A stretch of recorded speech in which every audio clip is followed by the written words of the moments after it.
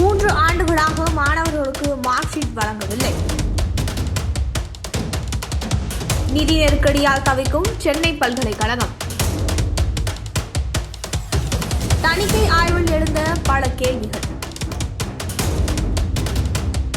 இது குறித்த முழு விவரங்களை தெரிந்து கொள்ள உங்கள் தமிழ் சேனலில் பாருங்கள். இது தமிழர்களின் குரல். உண்மை, சமத்துவம், சமூக பொறுப்பு கொண்ட செய்திகளுக்கு உடனே சப்ஸ்கிரைப் செய்யுங்கள்.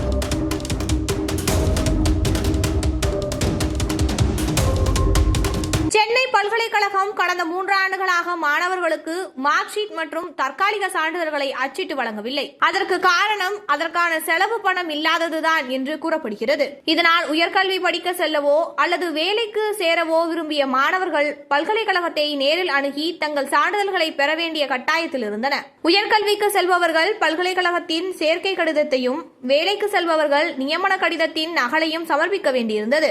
இது பல்கலைக்கழகம் கடந்த சில ஆண்டுகளாக எதிர்கொண்டு வரும் கடுமையான நிதி நெருக்கடியின் ஒரு அறிகுறியாகும். நிதி நெருக்கடியை சமாளிக்க இந்த ஆண்டின் தொடக்கத்தில் பல்கலைக்கழகத்தில் நிதிக்குழு பல்வேறு செலவினங்களை கணிசமாக குறைக்க வேண்டும் என்று பரிந்துரைத்தது. மேலும் தணிக்கை ஆய்வில் எழுந்த பல ஆட்சேபனைகளால் மாநில அரசின் மானியங்களும் நிறுத்தப்பட்டன. இதனால் பல்கலைக்கழகத்தின் நிதி நிலைமை மேலும் மோசமடைந்தது. ஆனால் தற்போது இந்த பிரச்சனைக்கு ஒரு தீர்வு கிடைத்துள்ளது. கடந்த மாதம் மாநில அரசு 17.84 கோடி கூடுதல் நிதியை பல்கலைக்கழகத்திற்கு ஒதுக்கியுள்ளது. மாநில அரசால் வழங்கப்பட்ட இந்த நிதி நெருக்கடியை சமாளிக்க உதவியுள்ளது. இந்த நிதியிலிருந்து ஒரு பகுதி எழுது பொருட்கள் வாங்கவும், மார்க் ஷீட் மற்றும் தற்காலிக சான்றிதழ்களை அச்சிடவும் பயன்படுத்தப்படுகிறது.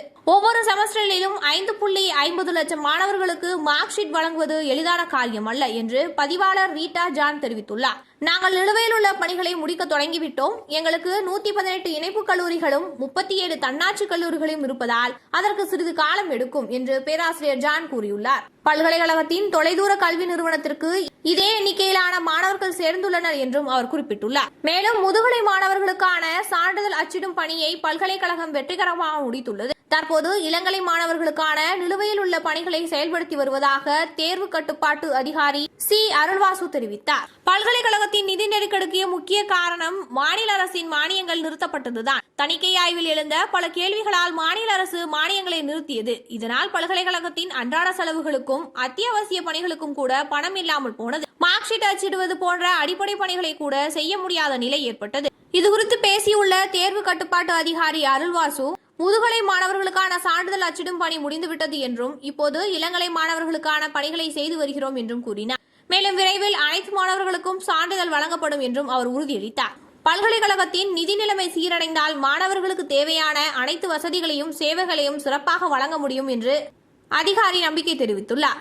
மார்க் ஷீட் அச்சிடுவது போன்ற அடிப்படை பணிகளில் இனி தாமதம் ஏற்படாது என்றும் அவர்கள் உறுதியளித்துள்ளனர்.